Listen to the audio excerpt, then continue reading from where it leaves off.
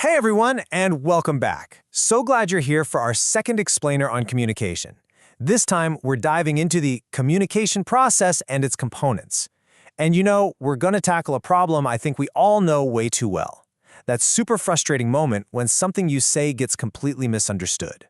We're going to break down the fundamentals, the absolute nuts and bolts of the communication process, to figure out exactly why that happens and, more importantly, how we can make it happen a whole lot less.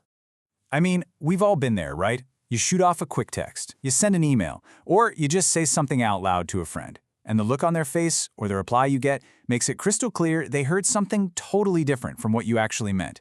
It is so frustrating. So, what's really going on there? What went wrong? Was it the words you picked? Was it that you sent a text when you should have called? Or was it something on their end that twisted the meaning? Well, that's exactly what we're going to figure out today. We're going to deconstruct that entire journey from thought to understanding. So here's our game plan. We'll start with the big picture, the communication blueprint. Then we'll zoom in on the sender and the message.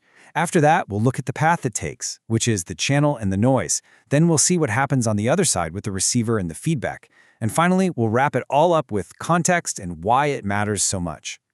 All right, first up, the communication blueprints. Think of it like this. To understand how something works or why it breaks, you need to see the diagram. And when it comes to communication, those early diagrams looked a lot like wiring for a telephone. Very technical. But, as we're about to see, it's really all about human connection. So, at its most basic level, what are we even talking about? Well, the communication process is the whole shebang. It's the entire series of actions from start to finish. And look at those key words. A message is created, it's sent, it's received, but then, and this is crucial, it's interpreted and responded to. The goal isn't just to talk at someone. It's about reaching what some researchers call mutual understanding. If the other person doesn't get what you're trying to say, then the communication process just isn't finished. And it's really cool to see how our thinking on this has changed over time. Back in 1949, you had Shannon and Weaver. These guys were engineers. And their model was all about the technical side of things. Like, how do you get a message from point A to point B without it getting garbled? Think of it like a perfect phone connection. But then, in 1960, a guy named David Berlow came along and completely changed the game. His model, the SMCR model, suddenly put the spotlight on all the messy, complicated human stuff, our skills, our attitudes, our culture, that really dictates how communication actually works. So let's dive into that human element, starting right at the beginning. Let's talk about the sender and the message. Okay, so here's the thing Berlow really helped us understand. A sender isn't just some robot spitting out words. You're influenced by, well, your communication skills for one. Are you a great writer? A clear speaker? Then there's your attitude. Think about it. Your attitude towards the topic and the person you're talking to totally changes your tone. And of course, your knowledge of the subject. If you don't really get it, you can't explain it well. And layered over all of that is your social system and your culture, which shapes the very words you choose.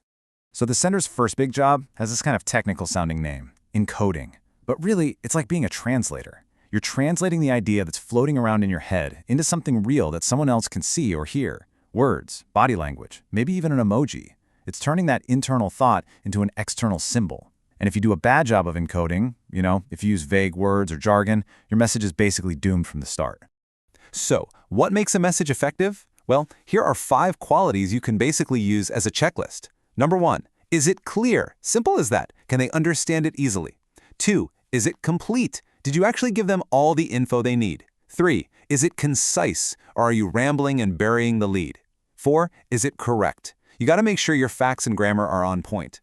And finally, number 5, is it appropriate? Does it fit the audience and the moment? Seriously, running your important messages through this little test can be a total game changer. And here's another really important layer to this whole thing. As the communication scholar Joseph DeVito said, every single thing you say has both a content and a relationship dimension. The content is just the literal information, the dictionary definition. But the relationship part is what your message says about, well, your relationship. Think about the words, "you're late." The content is simple, right? A statement of fact. But depending on how you say it, it could mean, "I was worried about you," or "you're so disrespectful," or even, "Finally, the party can start." The words are the same, but the relationship message is completely different. All right, so our message is encoded and ready to go, but now it has to actually travel from the sender to the receiver. So let's talk about the path it takes, the channel, and all the things that can get in its way, the noise. And that path is called the channel. And believe me, which channel you pick is a huge deal. Just look at this simple comparison between talking face-to-face and sending an email. If you need to have a tough conversation, something with a lot of emotional nuance, face-to-face is almost always better because you get that instant feedback. You can see their reaction. But if you need a paper trail, something you can refer back to later, email is obviously the way to go. So many misunderstandings happen just because someone picked the wrong channel for the message.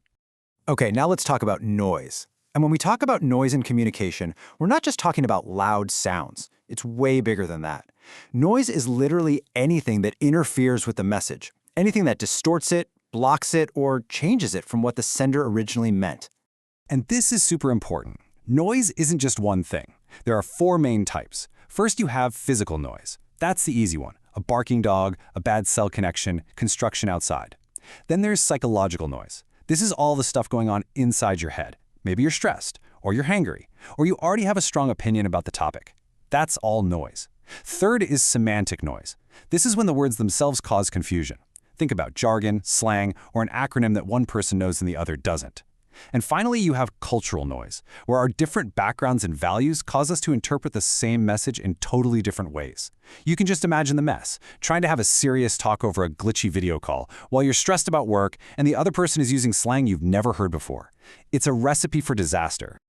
Okay, so our poor little message has made it through the channel, it's battled all that noise, and it's finally arrived. Now we get to talk about the destination, the receiver, and the feedback. This is where we find out if all that effort was worth it. The receiver's job is basically the mirror image of the sender's. Remember how the sender had to encode their thought into words? Well, the receiver has to decode those words back into a thought. They're the translator on the other end. And here's the key. All that stuff that influenced the sender, their skills, attitudes, culture, all of that also influences the receiver. This is why listening isn't a passive activity. It's an active process of interpretation. Now, if the process just stops there, sender talks, receiver listens, the end, that's what we call one-way communication. Think of a billboard on the highway or a pre-recorded announcement. The sender is just blasting a message out into the void. They have absolutely no idea if anyone actually understood it. But this is where everything changes. When the receiver sends a message back to the original sender, that's called feedback. And feedback is the absolute magic ingredient. It takes that one-way street and turns it into a two-way conversation. It closes the loop and makes communication a real back and forth. And let me be super clear about this. Feedback isn't just a nice to have. It is absolutely essential for communication to actually work. It's how the sender knows, okay, they got it. It's how the receiver can say, wait, what did you mean by that? It's how we fix those little misunderstandings before they blow up into big ones. Honestly, without feedback, we're not communicating. We're just making noise at each other. All right, we've got all the pieces on the board. Sender, message, channel, noise, receiver, feedback. But there's one more piece, a huge one actually.